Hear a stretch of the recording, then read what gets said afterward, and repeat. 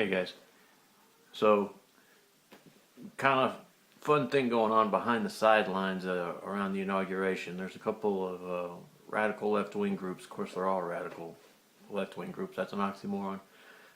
Are claiming they're going to disrupt the inauguration. Black Lives Matter's involved. Disrupt J20. There's another group. They're all these professional protesters uh, that are Soros funded.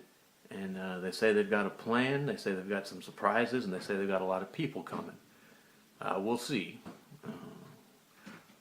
These types of groups have made these types of claims before, and it hasn't come through. But they say these protests are going to start on the 18th and continue through the inauguration, and their goal is to shut down the Capitol. And they have stated, and in print on their website, that they are against the peaceful transition of power, and they are going to do everything in their ability to disrupt it, and that there will most likely be property damage. You know, it's very hard to predict a mob or control a mob, and once you unleash a beast, you know, you're never sure what it's going to do. So there's no telling what's going to come out of this, but it's one more potential situation, one more thing going on right now that could get out of hand, and eventually one of these things is going to go this way. Events like this are how the French Revolution started. You can kind of tie the beginning of the French Revolution to a march. A bunch of women got really angry and marched from Paris down to Versailles, and made the king and the royal family move back to Paris.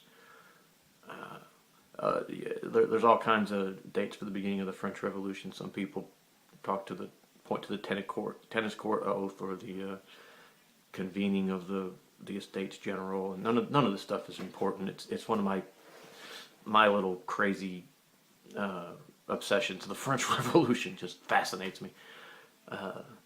But when things really got out of hand, when things really changed, in my opinion, is the women's march to Versailles to make the king come back to Paris. I think when everything goes down, the French Revolution is going to be the template that we follow, because our society is very similar to the French society. Our government situation is very similar to France's situation. Our culture is in kind of the same state France's was at that time. There's just a lot of parallels between us and the France of Louis the 6th, 17th, or 16th. I can never remember which one it was. I think it was 17th. My own personal obsession. Watch these protests. These will give us a real good idea. If they fizzle, if nothing happens, you can assume, in my opinion, that's all any of this is, you can assume that the left's teeth has kind of been pulled for a little while, and it's going to be quiet. But if these things really go over big, then you know we've got an energized and dedicated, disloyal opposition. And who knows, they might even be able to push this thing so far that they actually cause some major disruptions. Maybe not. Who knows? Impossible to tell. You know, this thing could completely fizzle. I mean, it could just be a nothing, a burp in the windstorm, as I used to say. Or it could really shut down the inauguration. I mean, they could force a constitutional crisis where Trump has to be. He's not able to be inaugurated, or at that moment has to be inaugurated. You know, some other time somewhere else, and don't think that the elites, the powers that be, aren't looking for some excuse, any excuse to seize power back, or not to give it up yet. That's what they're looking to do, is not give it up. Anyway, that's the thing to watch out for this week. Do these radical left-wing protests in Washington D.C. How effective are they? If they're nothing, if they fizzle out, then we know the left is kind of a paper tiger for a while. They'll come roaring back. Don't get me wrong. The left always comes back. The left is with us because the left is evil, and evil is always with us. or if they're highly effective, if they're well organized, if they're well attended,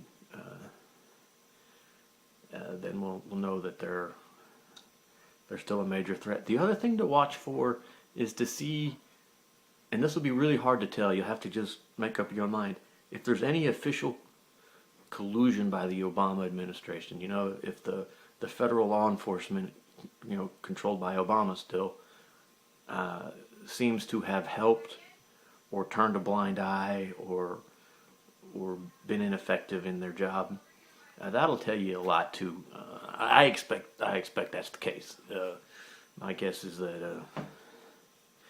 Well, I mean, it's not even going out on a limb. You know, I just assume Obama's in collusion with these people, and he's done everything on his end with the Justice Department and Homeland Security and FBI and CIA to ease the path for these protesters. But we'll see. Going to be very telling, very interesting couple of days. Watch for these protests. Thanks, guys.